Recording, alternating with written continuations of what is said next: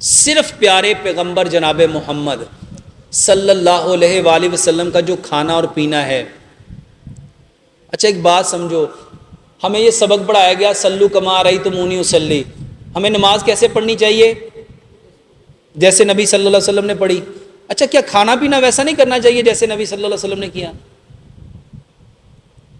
نبی صلی اللہ علیہ وآلہ وسلم پوری زندگی، میرے محترم بھائیوں، انہوں نے کبھی پیٹ بھر کے کھانا نہیں کھایا تھا. قرآن کہتا ہے کہ ایک مرد کو کتنی شادیاں کرنی چاہیے؟ 4. ایتھے ایک پوری نہیں ہوندی، 4 کیا نہیں کریں گے؟ صرف قیام، رکوع اور سجدہ لمبا شروع کر دو. میری کتاب ہے نماز اینڈ ماڈرن میڈیکل سائنس. واللہ قیام کا مطلب ہے آپ کی نسلوں کو قیامت تک قائم کرنا. اور قیام جس طرح پیارے پیغمبر جناب محمد صلی اللہ علیہ وآلہ وسلم نے کیا اس طرح کرو. میرا ایک لیکچر بہت وائرل ہوا ٹانگیں کھول کے نماز پڑھنے کا، اور یہ کوئی کہانی نہیں ہے کہ میں نے پتہ نہیں آپ کو خوش کرنے کے لیے میں نے آپ کو کہہ دیا، یہ سائنٹیفک لا ہے. جب انسان ایسی حالت میں کھڑا ہوتا ہے کہ اس کی ٹیسٹیز اس کی تھائی کے ساتھ ٹچ نہیں ہوتی. کبھی آپ سوچو کہ پورا جسم تو اللہ تعالیٰ نے باڈی کے اندر، سارے آرگن تو باڈی کے اندر رکھے، ٹیسٹیز کو اللہ نے باہر کیوں رکھا؟ سائنس کہتی ہے اس میں جو سپرم ہوتے ہیں اگر وہ 37 سیلسیٹ پہ ہوں گے تو وہ ڈیڈ ہو جاتے ہیں. اللہ تعالیٰ نے اس کو نیچے تھیلی میں اس لیے لٹکایا تاکہ اس کا ٹیمپریچر باڈی کے ٹیمپریچر کے اکارڈنگ نہ ہو. اور ہمیں نماز پڑھنے کا حکم بھی ایسے ہی دیا، ہمیں بیٹھنے کا حکم. کبھی آپ تشہد دیکھو، کبھی آپ رکوع دیکھو، کبھی آپ سجدہ دیکھو، واللہ ہمارا ہر انداز وہ ہے جو اللہ سبحانہ و تعالیٰ نے چاہا ہے. اور ہمیں پروموٹ کس کو کرنا تھا؟ یہ جو کہتے ہیں نا اولاد نہیں ہے، کبھی آپ دیکھو اور 4 شادیاں کون کرتے ہیں؟ بریلوی، دیوبندی، اہل حدیث، اہل تشیع، کون کرتے ہیں؟ کیوں کرتے ہیں؟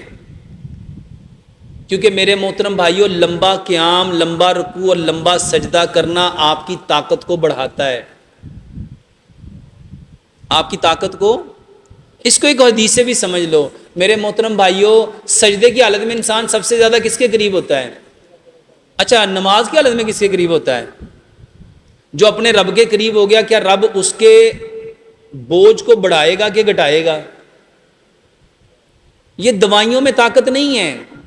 اور خاص طور پہ یہ جو مردانہ، یہ جو سیکسول پاور ہے نا، آپ کسی ڈاکٹر سے جا کے بات کر لو، وہ کہتے ہیں یہ جو اریکٹائل ڈس فنکشن ہوتا ہے it is a psychological problem not physical problem. اس کا تعلق یہاں سے ہے. سب سے زیادہ طاقت اگر چاہتے ہو تو میرے محترم بھائیوں اپنی نمازیں مضبوط کرو، اپنے قیام، رکوع، سجدے مضبوط کرو، اور اس کے بعد وہ چیزیں کھاؤ جو نبی صلی اللہ علیہ وسلم کھایا کرتے تھے. آپ صلی اللہ علیہ وسلم کیا کھایا کرتے تھے؟ آپ نے کلونجی کے بارے میں کیا فرمایا؟ کلونجی وہ کالا دانہ ہے جس میں موت کے سوا ہر بیماری کی شفا ہے. اور الحمدللہ ثم الحمدللہ میں اپنے ہر مریض کو یہی دیتا ہوں اور لوگ ٹھیک ہوتے ہیں. یہ کلونجی. اور دوسرا میتھی دانہ. امام ابن قیم نے لکھا ہے کہ اگر لوگوں کو پتہ چل جائے نا میتھی دانے کے کتنے فائدے ہیں تو لوگ اس کو سونے کے عوض خریدیں. یہ سیم لائک ویاگرا ہے.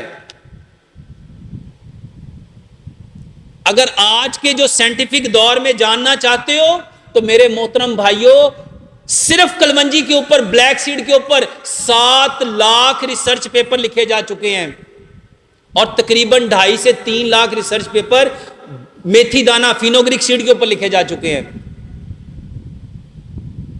جو کلونجی اور میتھی دانے کا پانی پیو، اور اس کے ساتھ حکیم لقمان کہا کرتے تھے تخم کو تخم تقویت دیتا ہے، تخم کو، بیجوں کو بیج طاقت دیتا ہے. کلونجی اور میتھی دانہ بیج بھی ہیں، تخم بھی ہیں، اور اس کے ساتھ بادام، کاجو، پستہ، اخروٹ، سفید تل، چاروں مغز، کشمش، سونف، یہ علاج ہے۔ اور الحمدللہ مسجد میں بیٹھا ہوں، ایسے ایسے لوگ جن کی رپورٹ 100% پرفیکٹ آئی ہے صرف یہی چیزیں کھانے سے۔ زیتون استعمال کرو، انجیر استعمال کرو، کیلے استعمال کرو، دودھ استعمال کرو، مچھلی استعمال کرو، شہد استعمال کرو، تلبینہ کھاؤ۔ نبی صلی اللہ علیہ وآلہ وسلم کے دور میں حضرت عائشہ صدیقہ رضی اللہ تعالیٰ فرماتی ہیں ہمارے ہاں جب کوئی بیمار ہو جاتا تلبینہ چولہوں پہ چڑھ جاتا تھا۔ تلبینہ کسے کہتے ہیں؟ جو کا دلیا۔